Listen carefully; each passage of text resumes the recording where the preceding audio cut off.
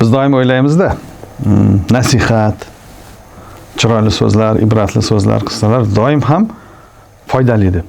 Yo'q, ba'zida nasihatlar ham insonni jarohatlaydi. Nasihatni ham joyida o'ylab, auditoriyaga qarab qilish kerak. Buni nima uchun aytyapman? Ijtimoiy tarmoqlarda chiqishlar ko'paydi. Jumladan o'zim ham chiqib boshladim. Men aytamanki, har bir izohni men o'qiyman. Shu izohlarni o'qib, shunday xulosaga keldimki, har bir ibratli so'zni aytganda o'ylab aytish kerak ekan. Masalan, ota-ona haqida gapiramiz, shunday izohlar yoziladiki, otasi vafot etganlar nima qilsin, onasi vafot etganlar, shuning uchun o'rtalig'ida olib gapirish kerak ekan. Ularning ko'ngliga tegib ketmasligi kerak ekan. Yoki ijtimoiy tarmoqni o'zimiz chiqishimiz emas, boshqa chiqishlarda ko'ramiz. Juda bir tuhmatlar ketib qoladi, g'iybatlar ketib qoladi. Bir kishining sha'ni, qadr-qiymatiga juda katta tosh otiladi. Bunday hozirgi raqamli dunyoda bu narsaga ehtiyot bo'lish kerak. Nega? Birinchidan, mana ikki kishi guvohligida bir kichik davrada bir do'stingizni xafa qilib qo'ydingiz. Bu sizdan ranjidi. Siz borasiz, uyga o'ylaysiz, qilgan ishingizga pushaymon bo'lasiz. Yana shu 3 kishini yig'asizda, o'sha do'stingizda, o'sha 2 kishining guvohligida uzr so'raysiz. Men noto'g'ri aytibman, nohaqlik qilibman siz borangizda. Shu bilan masala soqit bo'ladi sizdan. Haqqi qolmaydi haligi do'stingizda. Lekin ijtimoiy tarmoqqa chiqdingiz, gapirdingiz, bir kishiga tosh otdingiz. Lekin u tuhmat bo'lib chiqdi.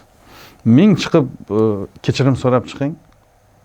Kechirimingizni, sizni malomatingizni eshitib, kechirimingizni eshitmagan odamlar oldida erta javobini bera olmaysiz. 100 minglab odam ko'radi, 1 million, millionlab odam ko'radi.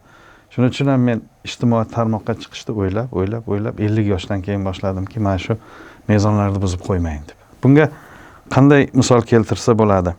Mana qarang, bizda aytadiki, bu dunyoni tark etganlarni gapirish mumkin emas orqasida.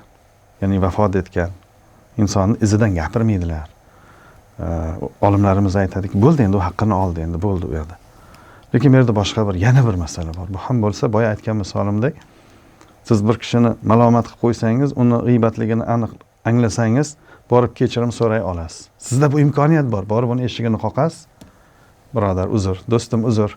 Men noto'g'ri qilman. O'zi g'iybatdan tiyilishning eng zo'r yo'li, birovni g'iybat qilib qo'ysangiz, borib kechirim so'rashga odatlaning. Ikkinchi odamni g'iybat qilmaysiz. Ya'ni buni muolajasi, buni profilaktikasi, bir kishini gapirib qo'ydingizmi, u bilan bir marta uning yoniga borib, do'stim, sizni gapirib qo'ydim shu davrada. Siz yo'q joyda men gapirib qo'ydim, sizni meni kechiring deb. U insonning nafsi uchun, insonning egosi, meni uchun u qancha og'ir. Shundan keyin boshqa birovni gapirmay qo'yasiz. Shu amaliyotni bir qilib ko'rishsin odamlar. Bir davrada bir kishini gapirdi, borib bundan erta yo bir haftadan keyin kechirim so'radi. Shunga had o'zida bir jur'at topolsin, quvvat topolsin, borib sizni gapirib qo'ydim, meni kechiring.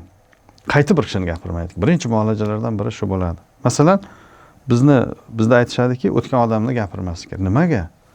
Do'stdan borib soqit qilib aytish mumkin, lekin o'lgan odamdan borib uzr so'rab bo'lmaydi.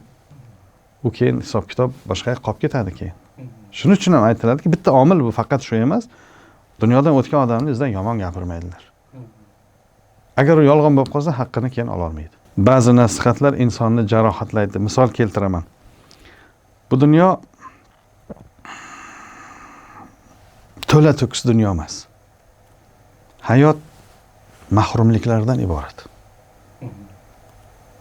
Hammada ham ota-ona mukammal emas, hammada ham boylik mukammal emas, hammada ham farzand mukammal emas. Masalan, tanimagan odamingiz bilan ko'rishganda, bolalar yaxshimi deb so'rashni o'ylab ko'rish kerak. Agar u farzandda sinovda bo'lsa-chi, bir muddat uni jarohatlab qo'yasiz. Shuning uchun ham chiqqanda ham bugun ijtimoiy tarmoqqa chiqishlarim ozroq o'zi 3 ta ma'ruzamdan bo'laklar chiqib, xalqimiz shuncha qabul qilgani uchun o'zimni xulosalarimda aytayapman. Mana bunga misol keltiraman. Buni eshitgan hamma. Lekin mayli, men takrorlayman. Maktab o'qituvchisi o'quvchilarga e'tiroz bildiryapti. Bir o'quvchini turg'izayapti-da, sani onang kiyimlaringga qaramayapti. Sani onang sani dars qildirmayapti. Senga e'tiborsiz onang. Bola qaytib o'tirayapti, dars tugayapti. Bola qabristonga boryapti-da, yig'layapti. Onajon, o'qituvchimiz sizni e'tiborsizlikda aybladilar. Turing, mani kiyimlarimga qarang, turing. Mana darslarimni qildiring deyapti. Bu yerda nima qissadan hissa? Bir kishiga bir e'tiroz bildirayotganda ma'lumotga ega bo'lish kerak-da odam. Yoki universitet professori ayollar soatini taqib kelyapti darsga. Darsdan keyin talabalar guruh bo'lib kulyapti. Bu kishi ayollar soatini taqib kelyapti, malomat qilyapti, kulyapti. Lekin keyinchalik aniq bo'lyaptiki, u vafot etgan qizini soatini taqib kelyapti. Shu bilan qizini eslayapti. O'ziga shuni bir olgan. Ular uyalib qolyapti. Yoki yana bitta misol keltiraman. Poyezdda ketyaptilar, bir ota bola 25 ga kirgan. Uni o'qiganmiz hammamiz. Men uni takrorlayapman. Bola vagonning oynasidan qarab, "Dada qarang, bulutlar biz bilan birga ketyapti. Dada qarang, tog'lar biz bilan birga yurayapti." Ana shunaqa gaplar, har xil so'zlar vagondagi qo'shni o'tirgan odam aytayapti. Do'stim, o'g'lingizni psixiatrga ko'rsatishingiz kerak. Buni aqli bilan bog'liq muammo bor deyapti. Bilmaydi voqeani, haqiqatni. Ota aytayaptiki, do'stim, bu kishi 25 yildan buyon ko'zlari ko'rmasa edi, hozir muolajadan chiqib kelyapmiz, bu ko'rib boshladi. Shunga bu hayajonni yashira olmayapti. Shuning uchun nima demoqchiman? 7 o'lchab bir kesmasdan bir fikrni aytmaslik kerak. Bizlar qarang, kiyim olish, o'zingizni masalan kiyim olish, o'zimizni kiyim olish ko'rinishimizni bir eslang. Men do'konga bordik, kiyim olamiz o'zimizga. Birinchidan, u bizga loyiqmi, loyiq emasmi? Ko'p kiyimlarni olib ko'ramiz. O'zimizga loyiqini izlaymiz. Rangiga qaraymiz. Mavsumiyligiga qaraymiz, narxiga qaraymiz.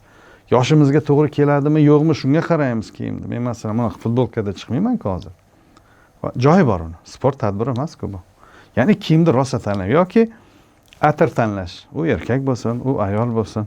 Atir tanlaydigan bo'lsak, dimog'imiz uyushib qoladi. Farqiga bormay qolguncha atir tanlaymiz. Biz atir tanlaymiz, kiyim tanlaymiz. Biz ovqat tanlaymiz. Garchi bu yaxshi emas. Bugun bunaqa ko'ngil ketadi, bunaqa ovqat, bugun tushlikka bunaqa ovqat yeymiz deymiz. Farovonlik, Xudoga shukr. Nimaga gapirayotganda so'z tanlamaymiz? Nimaga bir kishi bilan muloqot qilayotganda so'z tanlamaymiz? Nimaga oilamizda hatto gapirayotganda so'z tanlamaymiz? Nimaga yoshimizga yarasha so'zlayin demaymiz? Nimaga bu so'zim bilan jarohatlab qo'ymaymanmi demaymiz? Bir kitobdan 3 varaq o'qidikmi, yo'qmi? Davrani to'rini bermasdan gap qilishdan oldin mana demak, nasihat bilan ham, so'z bilan ham insonni jarohatlab qo'yish mumkin ekan. Bugun kelguncha o'qigan xabarlar e'tiborimni tortdi. Hozir Xitoyda jinoyatchilar to'dasi, jinoyatchilar mehmonxona ma'muriyati bilmaydi, mehmonxonalarda yashirin kameralar o'rnatib, mehmonxonalardagi shu holatlar, axloqiy holatlarni yozib, ularga qayta sotish, uni oshkor qilish, Telegram kanal orqali yoyish bilan tahdid solib, shart qo'yib, pul olib, shunaqa holat bo'lganini ham bugun o'qidim, bo'layotganligi haqida ham.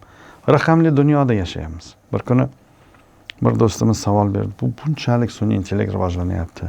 Bunday zamonda qanday qilamiz, nima qilamiz degan savol berganda men aytdimki, bitta yo'li qoladi. To'g'ri yashash kerak, tamom. To'g'ri yurish kerak, to'g'ri yashash kerak. Bo'lmasa, xuddi shaffof oynani xonada o'tirgandek bo'lib qoldi hozir. Rahbar ham, xodim ham, hamma narsa oshkor, hammaga oshkor. Hamma narsani biladi hozir. Hozir ko'p narsani oyna etak bilan yopib bo'lmaydi deganda yashirib bo'lmaydi hozir. Yagona yo'li imkon qadar to'g'ri yashash. To'g'ri yashash, to'g'ri yashash. Shu o'rinda jinoyatlar sodir bo'layotganligi haqida o'qidim. Tegajog'lik. Tegajog'lik. O'g'il-bolalar avtobusda, ko'cha-kuyda qizlarga tegajog'lik qilyapti. Demak, bizni targ'ibot ishlarimiz yetarli bo'lmayapti. Biz shu oilaga o'zini ota-onasi, ustozi yoki biz aytolmayapmizki, ey nomard, sening ham singling bor. Sening ham opang bor, sening ham onang bor. Sen o'qi kitoblarda, seni bu bir harakating nima bo'lib qaytadi senga? Yetarli bo'lmayapti. Natija mana bunaqa noxush holatlar ham ko'payib ketdi. Shu yerda bir rivoyat esimga tushdi hozir. Nomi chigirtka himoyachisi deyiladi.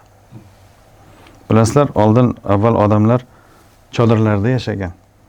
Hali bizdagi sharoitlar endi u tasavvur qilib bo'lmaydi. Hozir mana degan o'sha bundan 5 asr, 6 asr oldin yashagan hukmdorlar, amirlar ham hozir bir 3 xonali kvartirada yashayotgan bizni zamondoshimizni sharoitiga ega bo'lmagan.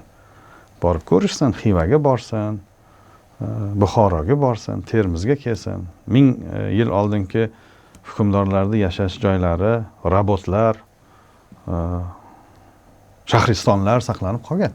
Ko'rsa bo'ladi, u shukrona qilish kerak. Ya'ni o'sha tarixda bizni ajdodlarimiz chodirlarda yashagan. Hali bizda bir qora uylarda yashagan. Qora uy deymiz-ku biz. Bir to'rda chigirtkalar ko'p, shu qishloqda xalqi chigirtka bilan kurashadi, hozir ham kurashadi. Tashkilot bor shunaqa. Shu chigirtkani quvib kelgan, o'ldirish uchun shu bir chodirni soyasiga kelib chigirtkalar to'xtaganda chodirni egasi shovqin suronni ko'rib chiqqan ekan. Nima bo'ldi desa, chigirtkalar sizni chodiringiz soyasiga to'xtadi, biz ularni o'ldirishimiz kerak deganda, hali chodirni egasi uyiga kirib qilichini yalang'ochlab chiqqan ekan chodirdan. Ya'ni meni soyamda, meni uyimni oldida kelgan, meni himoyamga kelgan chigirtkalar bilan qani bir tang o'ldirchi deb. Keyin o'sha yerga quyosh tushgandan keyin, chigirtkalar ketgandan keyin aytgan ekanki, endi o'zlaring bilasizlar, endi boshqa chodirni egasi qo'riqlasin, mendan soqit bo'ldi degan ekan. Shundan keyin o'sha qishloqda bir kishini maqtamoqchi bo'lsa, nimasini maqtamoqchi bo'lsa, hamiyatini maqtamoqchi bo'lsa.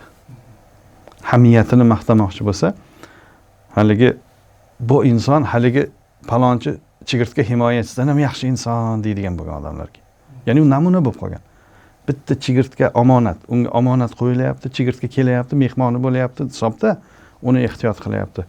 Men o'z o'ylab yuribman anchadan buyon, hamiyat haqida bitta chiqish qilish. Hamiyat bu nima? Bu rashkdan farq qiladi bu. Uni o'shanda tushuntirib beraman. Hozir mana shu yerda hamiyat tushunchasi bor. Hamiyatga yaxshiroq misol keltiraman. Biz mahallada yashardik. Mahallamizda ko'pchilik oilalarni erkaklari safarda bo'lardi. U ilmiy safar bo'lsin, u migratsiya bo'lsin, ishga ketgan bo'lsin, safar deyiladi umumiy. 6 oy, 3 oy, yil safarda bo'lardi. Shunda onam aytardilar, aka-ukalar, ukam bilan borib shu qo'shni uydan bir xabar olinglar. Bir ariqlardan suv o'tyaptimi? Yeri qaralganmi? Bir bozorlik qilib kelish kerakmi? Boshqami qarab qo'y derlardi. Shunda aytardilarki, bolam, bitta mahallani bir erkagi safarga chiqsa, uning ayoli shu mahalla erkaklari uchun ona maqomida bo'ladi.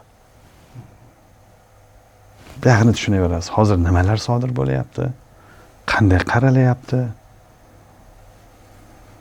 Men masalan ayta olmayman hozir. Ko'p uchrayapti-da muhimi. Ya'ni bir mahalladagi, bir xonadondagi bir erkak safarda bo'lsa, toki u qaytib kelgunga qadar shu mahalla erkaklari uchun uni ayoli ona maqomida bo'ladi. Bu ma'naviyat masalasi bu. Bu qadriyat masalasi bu. Men buni masalan bir diniy kitobda o'qimaganman. Men eshitganman. Kimdir buni boshqacha muhokama qilar, boshqa qilar, lekin biz o'sha insonlarga shu nazar bilan qarasak, bugungi tegajog'lik, bugungi mana bu jinoyatlar, jirkanchliklar bo'lmasmidi? Shuning uchun bugun shularni gapirgim keldi-da sizga.